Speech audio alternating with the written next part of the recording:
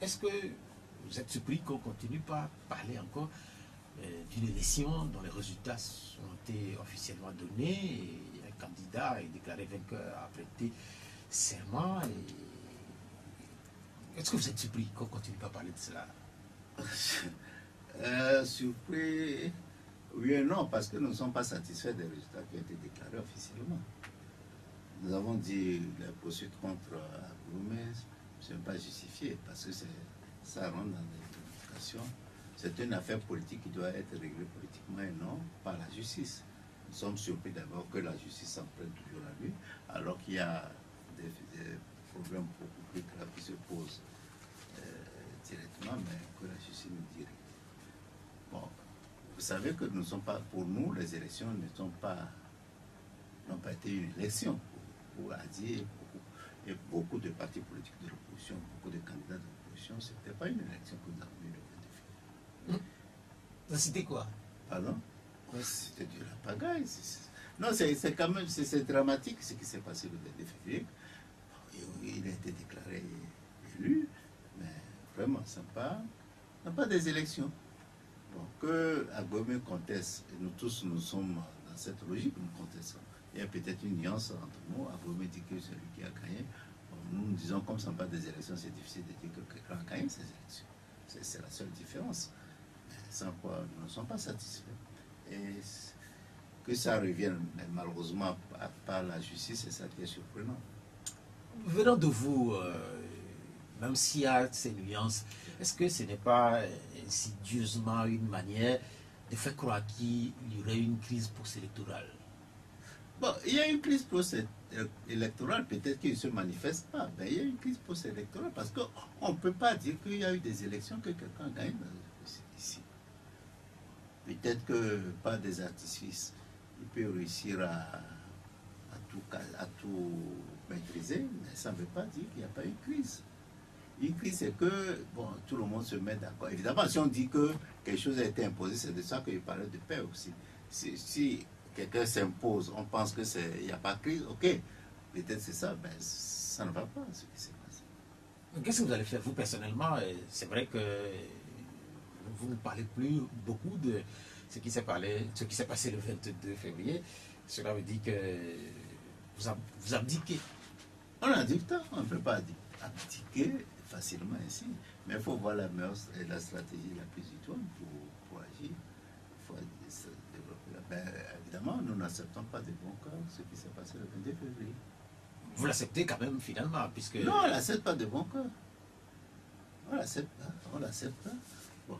Vous pouvez ne pas accepter quelque chose qui s'impose à vous. Ça, c'est quelque chose qui s'impose et quelque chose que vous acceptez, c'est deux choses différentes. C'est vrai que quand on évoque des crises post-électorales au Togo, c'était connu que c'est soit des manifestations de rue, soit... Oui, actuellement, vous savez que c'est difficile de faire des manifestations. Oui, c'est ce que je voulais dire.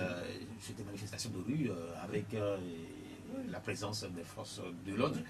Là, il y a le Covid aussi qui n'en a pas.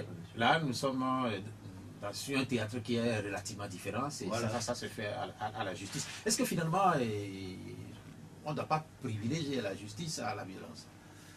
Non, personne. Vous savez, moi, je suis pour la non-violence. C'est a priori. Mais ce ne sont pas toutes les manifestations. Ce ne sont pas les manifestations qui sont violentes ou pas. Ce n'est pas parce que les gens manifestent qu'on dit qu'il y a violence. Ça dépend de ce que vous mettez dans cette manifestation. Recours à la justice, oui, dans un pays normal où la justice est correcte, c'est une bonne chose. Mais lorsque les institutions ne respectent pas la Constitution même, sont assujetties à un seul parti politique, vous comprenez que c'est difficile d'avoir recours à la justice. Est-ce que dans le cas spécifique, Agboumé qui est convoqué pour la 4e fois, il a dit qu'il n'allait pas se rendre et puis après, il est devenu introuvable. Est-ce que vous partagez la situation qu'il vit actuellement avec lui? Dans quel sens? En fait, dans le sens où on ne sait pas où il se trouve. Peut-être qu'il nous écoute, peut-être que... Non, vous savez, pour moi, c'est très difficile d'apprécier. C'est la même situation qu'Adjala qui est entre guillemets introuvable. Quand quelqu'un pense, c'est difficile pour moi d'apprécier l'appréciation, je m'excuse, les variations de la situation sécuritaire de quelqu'un. Vous comprenez? Quand ils disent qu'ils sont en insécurité, qu'est-ce que vous voulez que moi je dise sur ça? Je ne peux pas le dire. Personnellement, j'ai jamais quitté le pays, j'ai jamais fui. Vous voyez, quel que soit vrai ou Non, faux. mais c'est clair que vous ne vous êtes jamais déclaré vainqueur d'une élection aussi. C'est pas parce qu'on se déclare. Mais combien de gens se sont déclarés vainqueurs auparavant? Jean-Pierre s'est déclaré vainqueur au Sénat des élections. Et Kirki s'est déclaré vainqueur. Et Bobaki Tani s'est déclaré vainqueur. Ils ont fui. Mais maintenant, ça dépend de l'appréciation que vous faites. Peut-être Jean-Pierre apprécie sa sécurité ou bien d'une manière donnée que Agbomé n'a pas le même type d'appréciation. Oui, mais en fait, les cas que vous évoquez, ceux-là s'étaient déclarés vainqueurs, mais ils n'ont jamais été amenés devant les juges. Mais ça dépend, tout dépend. C'était très compliqué.